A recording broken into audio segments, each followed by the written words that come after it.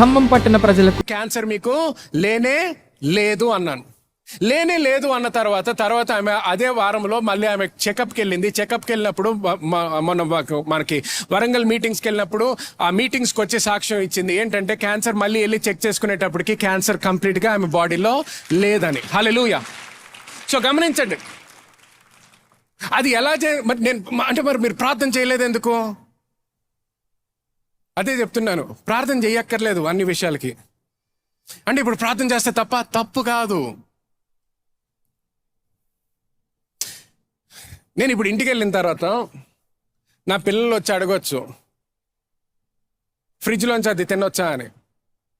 అడగడంలో తప్ప? కానీ ఇప్పుడు నేను ఇంటికి వెళ్ళే లోపల నేను అన్ని పనులు చూసుకొని ప్రార్థనలు చేసి వెళ్ళే లోపల వాళ్ళు ఇంటికి వెళ్ళిపోయి ఉంటారు. నన్ను అడగక ముందరే వాళ్ళు తినడం మొదలు పెట్టారు అనుకోండి, తప్ప? మరి అడగలేదు, అడగకుండా కూడా తీసుకోవచ్చు. ఎందుకు? వాళ్ళు నా పిల్లలు కాబట్టి.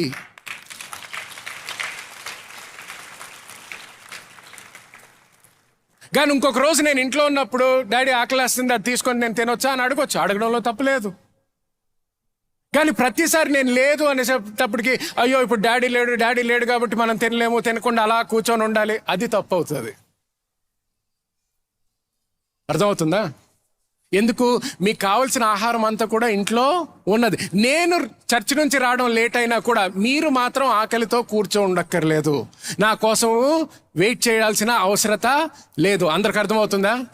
నేను ఒక తండ్రిని అయ్యుండి నేను నా పిల్లల గురించి అంత ఆలోచించుకొని నేను లేట్ అయినా వాళ్ళకి ఆకలి అవ్వకూడదు, వాళ్ళు ముందరే తినేయవచ్చు అనే ఆలోచన నాకుంటే మరి దేవుడికి ఇంకెంత ఆలోచన ఉంటుంది నీ గురించి?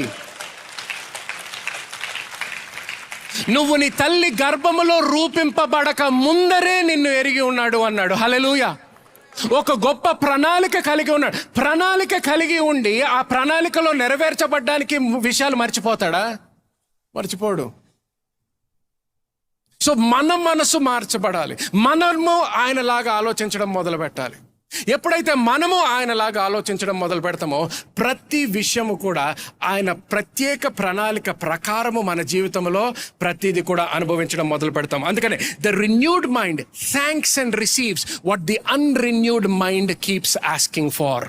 నూతన పరచబడని మనసు అడిగే వాటిని నూతన పరచబడిన మనసు కృతజ్ఞతలు చెల్లించి స్వీకరిస్తుంది. హల్లెలూయా. చూడండి, మార్క్ సువార్త 6వ అధ్యాయానికి త్వరగా బైబిల్ తెరుచుకుందాం. Let's go there quickly. Mark chapter 6. Start reading from verse 34. గనుక యేసు వచ్చి ఆ గొప్ప జనసమూహమును చూచి వారు కాపరి లేని గొర్రెల వలె ఉన్నందున వారి మీద కనికరపడి వారికి అనేక సంగతులను బోధింపసాగెను. చాలా ప్రొద్దుపోయిన తర్వాత ఆయన శిష్యులు ఆయన యొద్దకు వచ్చి, ఇది అరణ్య ప్రదేశము, ఇప్పుడు చాలా ప్రొద్దుపోయినది, చుట్టుపట్ల ప్రదేశములకును గ్రామములకును వారు వెళ్ళి భోజనమునికి ఏమైనా కొనుక్కొనుటకు వారిని పంపివేయమని చెప్పిరి.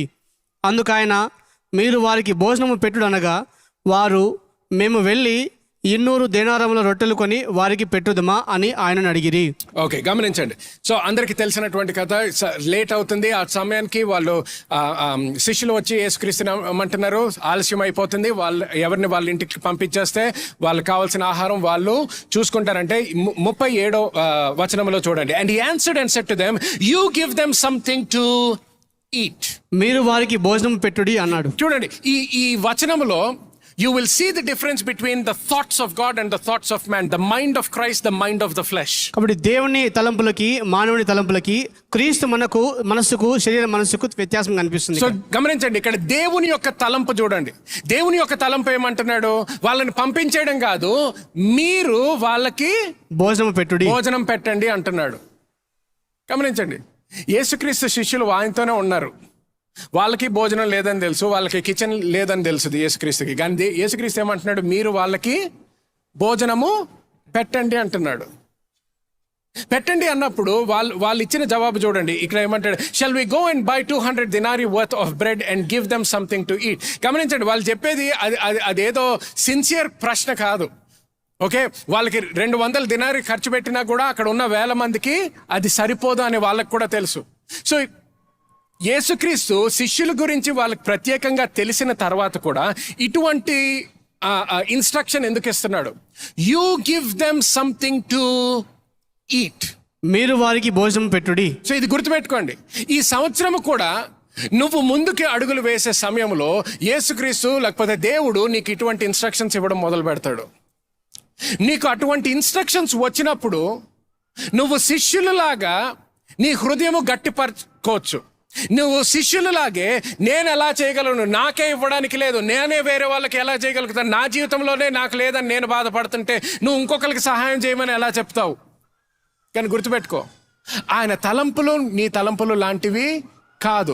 కానీ ఆయన తలంపులు నీ తలంపులు లాంటివి కానప్పుడు ఆయన మాట వినడము చాలా ముఖ్యము. చూడు, ఆయన చెప్పాడంటే నువ్వు వాళ్ళకి భోజనము పెట్టు అని చెప్పాడంటే ఆయన మనసులో నువ్వు పెట్టగలవు. ఏంటి? నువ్వు పెట్టగలవు. నీకు ఎలాగ పెట్టాలో నీకు తెలియకపోవచ్చు. నీకు తెలియనప్పుడు గమనించు, వాళ్ళు ఇంకా నూతన సృష్టిగా మార్చబడిన వ్యక్తులు కాదు. ఇది నూతన సృష్టిగా మార్చబడడం ఎప్పుడు జరిగింది? ఆయన శిలువ మీద మరణించి తిరిగి లేచిన తర్వాత నూతన సృష్టిలుగా మార్చబడ్డావు మొదలు పెట్టారు. ఈ సమయములో ఆ శిష్యులు కూడా నూతన సృష్టిలు కాదు. అటువంటి వ్యక్తులతో ఆయన మాట్లాడేమంటున్నాడు? మీరు వాళ్ళకి భోజనము పెట్టండి అంటున్నాడు. సో వాళ్ళకి ఇంకా ఆయన తలంపులు తెలియదు. సో అటువంటి సమయంలో కూడా వాళ్ళు సరి అయిన మనసు కలిగిన పరిస్థితిలో ఉండినట్లయితే వాళ్ళు వెళ్ళి అడగాల్సినది ఏంటంటే, దేవా, మేము వాళ్ళకి భోజనము పెట్టడానికి సిద్ధముగా ఉన్నాము, ఎలాగ పెట్టాలో మాకు తెలియచేయి అని అడుగుండుంటే వాళ్ళకి దేవుడు ఆర్ యేసుక్రీస్తు తెలియచేసేవాడు. కానీ వాళ్ళు ఏమన్నారు? ఈ 200 దినారితో అందరికీ తినిపియాలా? ఇట్ వాజ్ ఆల్మోస్ట్ ఏంటి, ఎటకారంగా అడిగినట్టు అనమాట. ఈ 200 రూపాయలతో వీళ్ళందరికీ తినిపించాలా? ఎటకారంగా అడిగిన ప్రశ్న ఎందుకు తెలుసు అంటే, తర్వాత 7వ అధ్యాయము 8వ అధ్యాయంలో మనం కూడా చదివినట్లయితే ఏమని ఉంటుందంటే, అక్కడ వాళ్ళ హృదయాల్ని కఠినపరుచుకున్నారనేది మనం చూస్తాం. So they were offended at that instruction. ఆ ఆదేశాన్ని బట్టి అభ్యంతరపడ్డారు. వాళ్ళు కోపగించుకున్నారు అనమాట. మేము ఎలాగా 12 మందిమే, ఈ 5,000 మందికి మేము ఎలాగ పెడతాం? ఎక్కడి నుంచి తీసుకొస్తాం ఆహారం? కానీ మరి యేసుక్రీస్తు ఎక్కడి నుంచి తీసుకొచ్చాడు? ఎందుకంటే తర్వాత వచనాలు చూసినట్లయితే ఏమడుగుతాడు? నెక్స్ట్ వర్స్, పుట్ వర్స్ 38 చూడండి. But he said to them, వాళ్ళు ఏమన్నారు? ఏమన్నా కొనుక్కొని తీసుకురావాలా అన్నారు. చూడండి, లోక మర్యాదలు అనుసరిస్తున్నారు.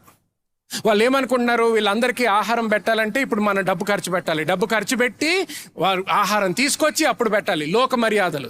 కానీ యేసుక్రీస్తు ఎంత డబ్బు ఉంది అని అడగలేదు. ఏమడగలేదు? వాళ్ళు డబ్బుల గురించి ఆలోచిస్తున్నారు, ఈయన డబ్బుల గురించి ఆలోచించట్లేదు. యేసుక్రీస్తు దేని కొరకు అడుగుతున్నాడు? How many loaves do you have? Go and see. మీ యొద్ద ఎన్ని రొట్టెలు ఉన్నవి పోయి చూడునని వారితో చెప్పాను. ఎంత డబ్బులు ఉన్నాయో అడగండి అనలేదు. ఎన్ని రొట్టెలు ఉన్నాయో కనుక్కోండి. దాని తర్వాత and they found 5 loaves and 2 fish. 5 రొట్టెలు 2 చేపలు. తర్వాత మనకు అందరికీ తెలుసు, ఆయన గుర్తుపెట్టుకోండి, ఇప్పుడు 5 రొట్టెలు 2 చేపలతో ఏం చేశాడు? ఆయన తండ్రికి వైపు లేపి ఏం చేస్తాడు? ఆశీర్వదిస్తాడు. The Bible says and he blessed them. దాని తర్వాత వర్స్ 43 చదవండి ఒకసారి. వారందరూ తిని తృప్తి పొందిన తర్వాత మిగిలిన చేపలను రొట్టె ముక్కలు 12 గంపలు ఎత్తిరి. హల్లెలూయా. సో గమనించండి ఇక్కడ ఏమైందో. 5 రొట్టెలు 2 చేపలతో ఎంతమంది ఇప్పుడు ఆహారం తిన్నారు? 5,000 పురుషులు మాత్రమే. అది చాలా మంది హిస్టోరియన్స్ అంటారు అక్కడ స్త్రీలని పిల్లల్ని కూడా కౌంట్ చేస్తే 20,000 మంది ఆ రోజు తిన్నారని. సో 20,000 మంది దేనితో తిన్నారు? 5 రొట్టెలు 2 చేపల నుంచి వచ్చినటువంటి మల్టిప్లికేషన్ ద్వారా. హల్లెలూయా. సో గమనించండి, అంటే ఆయన ఆలోచన ప్రకారము, ఆయన మార్గము, ఆయన తలంపు. ఇప్పుడు అక్కడ శిష్యులు కూడా అడుగుండుంటే, ఇది నువ్వు చేయమన్నావు, చేయడానికి మేము సిద్ధంగా ఉన్నాము, కానీ ఎలాగ చెయ్యాలో మాకు నేర్పించు అనుండుంటే ఆయన నేర్పించేవాడు అనమాట.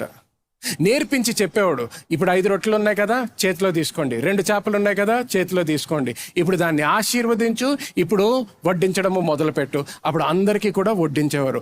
అది యేసుక్రీస్తు ఆశీర్వదించకుండా వాళ్ళే ఆశీర్వదించి చేయగలిగేవారు. వాళ్ళే చేయగలిగేవారు. అలాగే ఎలా పాస్టర్ గారు, ఆశీర్వాదం యేసుక్రీస్తే ఇవ్వాలి కదా. స్వస్థతలు ఎవరు చేశారు? గట్టిగా చెప్పండి. శిష్యులు. యేసుక్రీస్తు చేశాడు, దాని తర్వాత శిష్యులు కూడా చేశారు. శిష్యులు అంటే ఏంటి? ఆయన చేయగలిగిన ప్రతి కార్యము కూడా వాళ్ళు కూడా చేయగలగాలి. హల్లెలూయా. సో ప్రతి విషయంలో కూడా ఎప్పుడైతే ఆయన వాక్యము వస్తుందో, ఆయన ఆలోచనలు, ఆయన తలంపులు నువ్వు పొందుకోగలవు. నమ్మిన వాళ్ళందరూ గట్టిగా హల్లెలూయా అనండి. ఓకే, చూడండి, 6వ అధ్యాయానికి ఒకసారి త్వరగా వెళ్దాం. Give me few more minutes. Okay, 6వ అధ్యాయం, మార్క్స్ వార్త 6వ అధ్యాయము. సరే, 48 నుంచి చదవండి. అప్పుడు వారికి గాలి ఎదురైనందున దోణి నడిపించుటలో వారు మిక్కిలి కష్టపడుచుండగా ఆయన చూచి రాత్రి ఇంచుమించు 4వ జామున సముద్రం మీద నడుచుచు వారి యొద్దకు వచ్చి వారిని దాటిపోవాలని ఉండెను. ఆయన సముద్రం మీద నడుచుట వారు చూచి భూతమని తలంచి కేకలు వేసిరి. అందరూ ఆయనను చూచి తొందరపడగా వెంటనే ఆయన వారిని పలకరించి ధైర్యము తెచ్చుకొనుడి, నేనే, భయపడకుడని చెప్పెను. తరువాత ఆయన దోణి ఎక్కి వారి యొద్దకు వచ్చినప్పుడు గాలి అణిగెను. అందుకు వారు తమలో తాము మిక్కిలి విభ్రాంతి నొందిరి. ఆయనను వారి హృదయ కఠినమాయను గనుక వారు రొట్టెలను గూర్చిన సంగతి గ్రహింపలేదు.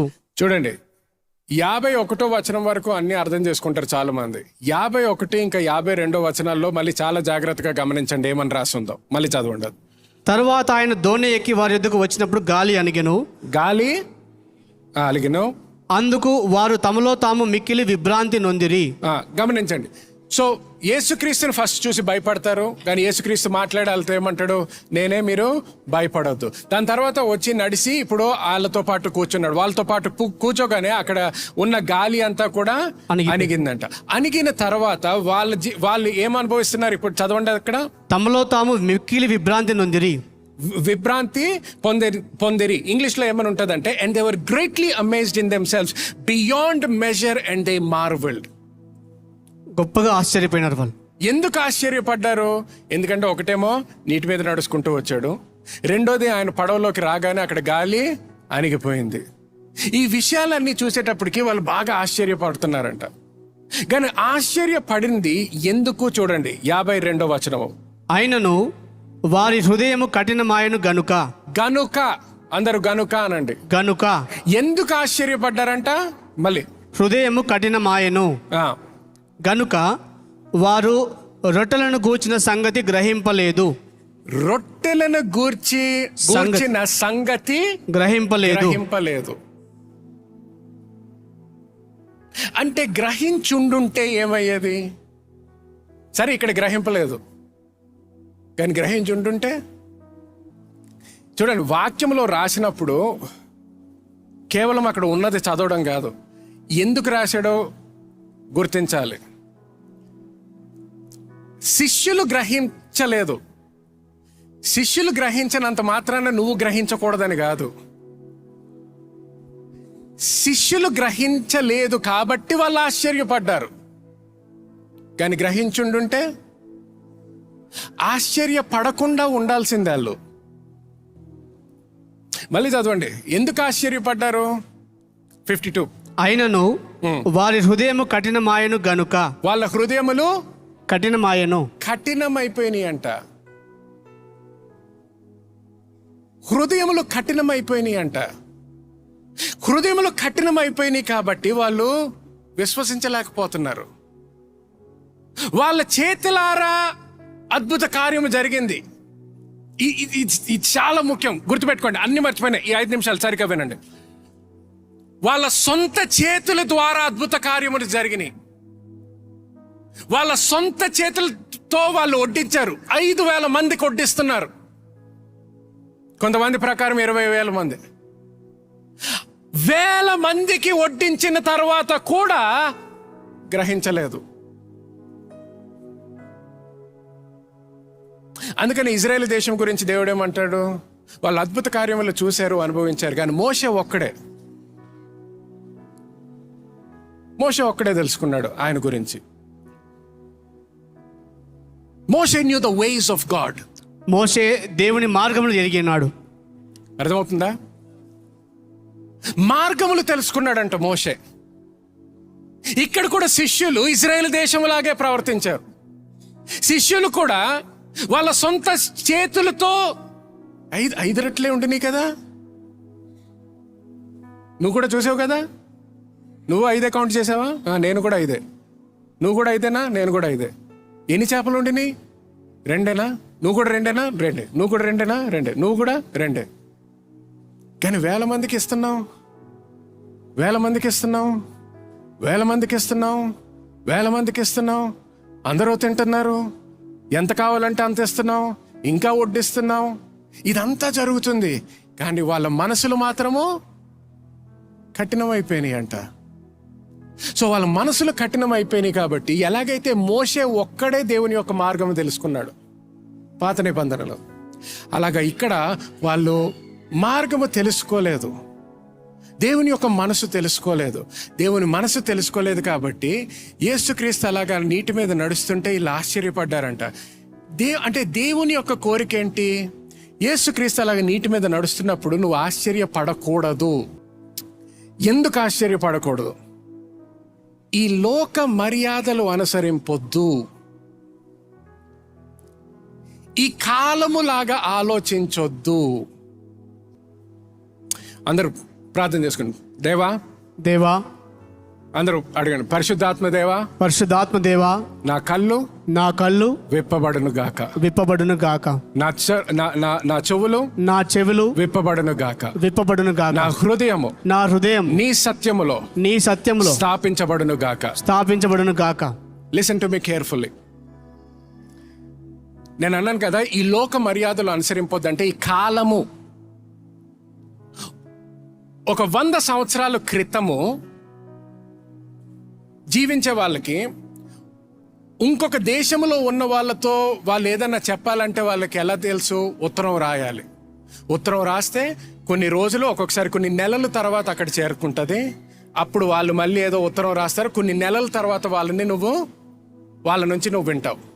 కానీ ఇప్పుడు వేరే దేశంలో ఉన్నా కూడా నువ్వు ఎవరితో అన్నా మాట్లాడాలనుకో, కేవలం ఉత్తరం రాయడం కాదు, ఒక ఈమెయిల్ కాదు, ఒక టెక్స్ట్ మెసేజ్ కాదు, కేవలం వాళ్ళ స్వరము వినడం మాత్రమే కాదు, వాళ్ళని వీడియోలో చూసుకుంటూ నువ్వు మాట్లాడగలవు ఇప్పుడు. అవునా కాదా? కానీ అది నీకు విచిత్రం కాదు. నువ్వు ఈ కాలములో ఉన్నావు కాబట్టి, ఈ కాలము ప్రకారము నువ్వు ఆలోచిస్తున్నావు కాబట్టి నీకు విచిత్రం కాదు అది. అంటే ఆయన అమెరికాలో ఉన్నాడు పాస్టర్ గారు, ఆస్ట్రేలియాలో ఉన్నాడు, ఆయన ఎలా చూస్తాము అంటారా మీరు ఎవరన్నా? అనరు. ఎందుకు? ఈ కాలములో ఉన్న టెక్నాలజీ బట్టి ఆలోచిస్తున్నావు కాబట్టి. అందరికి అర్థమవుతుందా? సో 100 సంవత్సరాల క్రితము వ్యక్తితో నువ్వు మాట్లాడుతున్నావు అనుకో. నేను ఇప్పుడు మాట్లాడతాను, మా నాన్న ఆఫ్రికాలో ఉన్నాడు, మా నాన్నగారు అమెరికాలో ఉన్నారు, మా నాన్నగారు లండన్లో ఉన్నారు, కానీ నువ్వు కూడా మాట్లాడతావు, ఇదిగో ఇప్పుడే ఫోన్ చేస్తాను, నువ్వు కూడా చూడగలుగుతావు అని నువ్వు ఫోన్ పెట్టావు అనుకో ఆయనకు కూడా. అని ఏంటి ఎటువంటి మంత్రం వాడుతున్నావు అనుకోవచ్చు. ఆయన ఆశ్చర్యపడతాడు. నువ్వు ప్రతిసారి ఆశ్చర్యపడతావా? ఫేస్ టైం చేసినప్పుడు, వీడియో కాల్ చేసినప్పుడు నువ్వు ఆశ్చర్యపడవు. ఎందుకు? ఈ కాలము బట్టి నువ్వు ఆలోచిస్తున్నావు, ఈ సమయము బట్టి. అర్థమవుతుందా? కానీ ఒక 100 సంవత్సరాల క్రితం ఆయన మాత్రము ఆశ్చర్యపడతాడు. అర్థమవుతుందా? నీటి మీద నడవడము నీకు ఆశ్చర్యముగా ఉంటది. ఎందుకు? ఈ కాలము బట్టి నువ్వు ఆలోచిస్తున్నావు. ఆదాము కాలములో అది ఆశ్చర్యము కానే కాదు.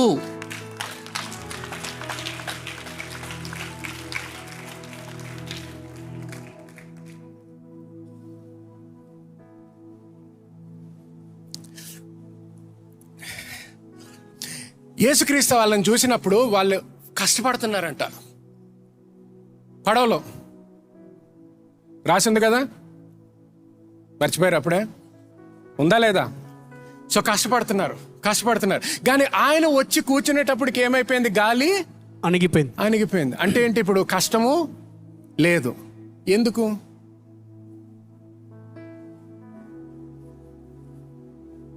ఎందుకంటే ఆయన రాగానే కాలం మారిపోతుంది. ఆదాము కష్టపడ్డా? కష్టం ఉండదు. మీరు అనుకోవచ్చు, పాస్టర్ గారు 2026 మీరు అన్నారు మనం స్వాధీనపరుచుకునేటటువంటి సంవత్సరం, ఇయర్ ఆఫ్ అడ్వాన్సింగ్ అండ్, కానీ ఎలా జరుగుతుంది? అది చాలా కష్టమైపోద్ది. నీ ఆలోచన బట్టది. అంటే నా కుటుంబం, నేను చాలా చిన్న కుటుంబం నుంచి నాకు అసలు ఇది అన్ని కొత్త అండి, ఇలాంటిది ఎప్పుడు నీ కుటుంబం బట్టి ఆలోచించవద్దు. లోక మర్యాదలు అనుసరింపొద్దు. కుటుంబ మర్యాదలు అనుసరింపొద్దు. ఈ సమయంలో మీ అందరికీ ఇప్పటి వరకు మీరు చూసిన ఈ వర్తమానం ద్వారా ఆశీర్వదింపబడ్డారని నమ్ముతున్నాము. మీలో ఎవరికైనా ప్రార్థన అవసరతలు ఉన్నట్లయితే మా ప్రార్థన బృందము మీ కొరకు తప్పకుండా ప్రార్థించెదరు. స్క్రీన్ పైన ఉన్న మినిస్ట్రీ నెంబర్ ని సంప్రదించగలరు. 901014368687. ఈ నెంబర్ కి మీరు కాల్ చేయవచ్చు. 9010643687. ఈ పరిచర్య ద్వారా బలపడుతున్న మీరందరూ దేవుని రాజ్యంలో విత్తాలను ఆశపడుతున్నట్లయితే స్క్రీన్ పైన ఉన్న క్యూఆర్ కోడ్ ని స్కాన్ చేసి మీ కానుకలను పంపించగలరు. Account number 9110310319550991. IFSC code UTIB 00017998 Axis bank. 91702193195591. IFSC code UTIB 0001798 Axis bank. అద్భుతమైన ఆరాధన మరియు బలమైన వాక్యంతో ప్రతి ఆదివారం ఎంతో ఘనంగా సర్వీసెస్ జరుగుతున్నాయి. ఎన్నో అద్భుత కార్యములు, సాక్ష్యములను మేము వింటున్నాము. మీరు కూడా బలమైన సాక్ష్యంతో విజయవంతమైన జీవితాన్ని కలిగి ఉండాలని ఆశపడుతున్నట్లయితే ఈ ఆరాధనలో పాల్పంచుకోవాల్సిందిగా కోరుకుంటున్నాము. ప్రతి ఆదివారం ఉదయం 8 గంటలకు ఇంగ్లీష్ ఆరాధన మరియు 10:30 తెలుగు ఆరాధన సంధ్య కన్వెన్షన్ గచ్చిబౌలిలో జరుగుతున్నాయి. మీరు మరియు మీ బంధుమిత్రులు హైదరాబాద్ పరిసర ప్రాంతాల్లో నివసిస్తున్నట్లయితే ఈ సర్వీసెస్ కి ప్రేమపూర్వకంగా ఆహ్వానిస్తున్నాము. ఖమ్మం పట్టణ మెసేజ్ ద్వారా మీరు అందరూ ఆశీర్వదించబడ్డారని నేను నమ్ముతున్నాను. మీ జీవితంలో దేవుని యొక్క ప్రేమ గురించి ఎక్కువ తెలుసుకోవాలనుకుంటున్నట్లయితే, దేవుని యొక్క వాక్యములో ఎదగాలనుకుంటున్నట్లయితే, మీరు అలాగే మీ కుటుంబము దేవుని యొక్క కాపుదల, దేవుని యొక్క ఆశీర్వాదంలో జీవించాలనుకుంటున్నట్లయితే మిమ్మల్ని అందరినీ కూడా మా న్యూ సిటీ చర్చ్ సండే ఆరాధనకు ప్రేమతో ఆహ్వానిస్తున్నాను. మీకు కావాల్సిన డీటెయిల్స్ అన్నీ కూడా మీకు స్క్రీన్ మీద ఉంటాయి. సో ఈ రోజు తీర్మానం తీసుకోండి. మీరు అలాగే మీ కుటుంబము వచ్చి మాతో పాటు దేవుణ్ణి ఆరాధించండి.